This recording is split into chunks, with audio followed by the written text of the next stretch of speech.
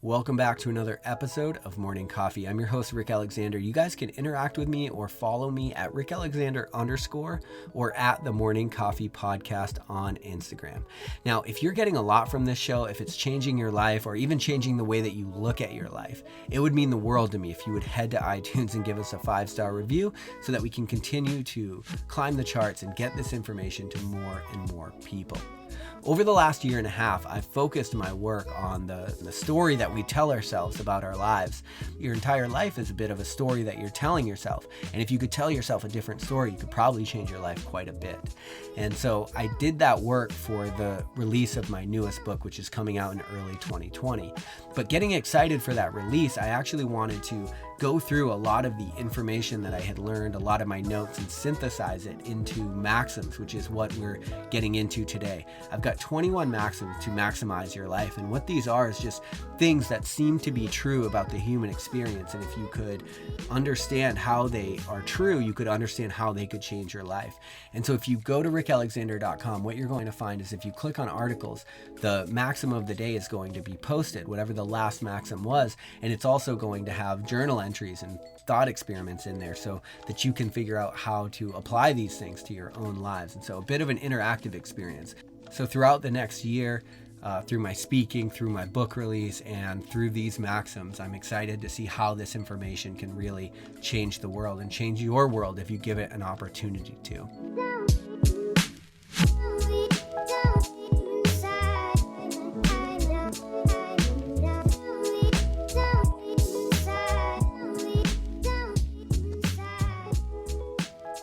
Today I want to have a candid conversation about what actually matters in life. Well, fundamentally, I think that everything matters. But the more you believe that to be true, the more it generally does. So you can think back a couple episodes ago, we did an episode on belief, and we talked about how your belief in yourself actually creates the environment that you actually need in order to succeed. Well, I would also say that your belief in everything that you do is the thing that empowers that thing to actually change your life, okay? And so what I mean by this is there are different ways to look at your life, right? There are a million lenses that you could look through. There are an unlimited number of lenses that you can view life through. But what might help you get your hands around it is you understand that not all of them are actually helpful, right? So just because you have a perspective doesn't mean it's one that's going to serve you or one that you need, all right? So one of the axioms that you hear spouted off quite frequently, especially today's day and age, is the universe doesn't give a fuck about you, right? And the only way you get to this belief is by zooming out far enough, right? So let's say you zoom out to the cosmic level. That's the view that you'd be looking through if you said the universe doesn't give a fuck about you, right? It's like nothing actually matters in the end because everything is just a grain of sand. Everything is sandcastles. It all gets washed away. And so everything is nothing if you can pull your perspective out far enough. But the thing to understand about your life is that you aren't at the cosmic level. And so that point of view is actually useless to you. It provides you nothing to make your life better. What's more is that the inverse actually seems to be true.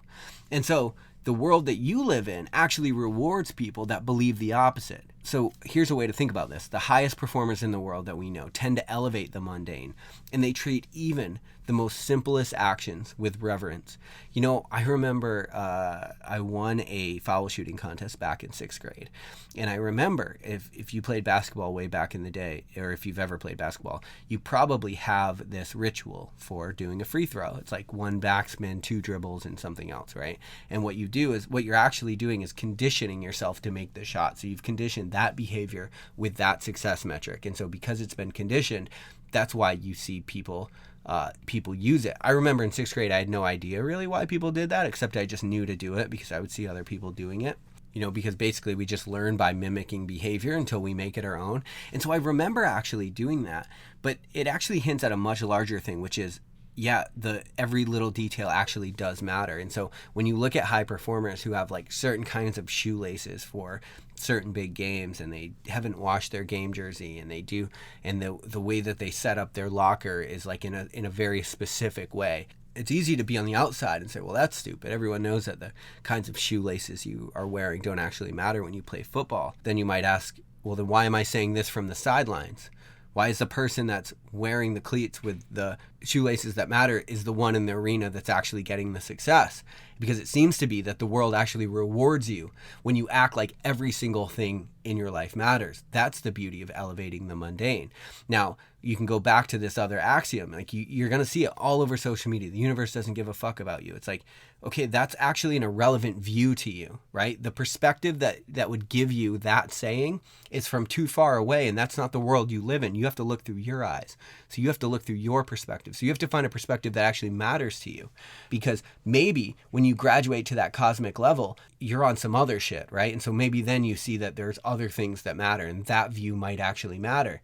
And perhaps you could take great solace in the fact that we tend to get really bent out of shape about all of the little things that go on in our lives. And if you take a cosmic view, you realize in the grand scheme of things that all those little things we get bent out of shape, they don't really matter so much. And so you can imagine a perspective where that would help you.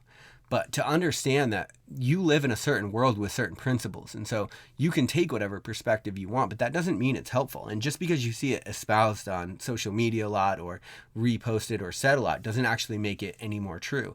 I don't know how many people have actually thought through the things that they're saying and could defend it with any sort of theoretical a priori statement. I think that most people couldn't. The universe may or may not give a fuck about you. Whether there's a certain tilt in the universe, it's irrelevant, because the world seems to reward those who act as if every single thing matters. And so what I would say to you is you're here now. And so you have to figure out how to act now. And so that might be a perspective that you say a lot, but it also might not be one that's actually serving you, might actually be irrelevant to you.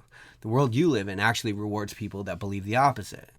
And so if you go down this line of logic, what you begin to understand is that reverence for life becomes a superpower in that way, right? And then the opposite is also true, as apathy becomes a depressive agent in your life. It's like we're here to feel and experience in a very real way. That's what it seems like. Like, again, I'm trying to never say like, well, this is the point of life. But it seems to me that one of the things you could say is that to have these deep, meaningful, astounding experiences is one of the purposes of life. Because when we go through deep, meaningful, astounding experiences, you feel like you're fully in life in a way that can be really hard to articulate. Like our words fall short of a really meaningful experience, right? It's like that's almost where art picks up the slack, where we can express the meaning of life in deep experience. And sometimes deep experience expresses the meaning of life better than we can actually articulate it ourselves. And so perhaps that's why apathy becomes this depressive agent in our lives. But I would just say in general, you have to think about what are the laws of the place that I live in. That's the whole point of these maxims in the first place. It's like there's all of these ways that we understand that they seem to be true. And if we conduct ourselves by them, it seems like they're going to point us towards success in some way. And so you can take the tack that nothing matters, right? And you can take the tack that everything you do is insignificant. But if you live that out, it's going to ruin your life. It won't make your life better at all, right? What actually will make your life better is the opposite. Again, one could conceive at a time after death where maybe that cosmic view actually serves you. Like it's the thing that keeps all the pain we go through down here in context, right? In some way. But again, that's not your perspective now. You know, and so you have to ask yourself, how does your current view of humanity and what you're doing here actually serve you? How does your current view of the universe actually serve you? A lot of times we have to believe something to be true in order for it to actually become true in our lives. And the reason being is that there are so many things that are true simultaneously. And so as you step toward the life that you want, the thing that you begin to understand is the more you believe that everything matters, the more it generally does. And the advantage of that is it's actually a view that will change your life. It's actually a perspective that you can add to your life right this second. You can decide to be all in on every single thing that happens in your life. You can decide to let nothing be inconsequential. And then the beauty is that you're rewarded by living a life where nothing is inconsequential.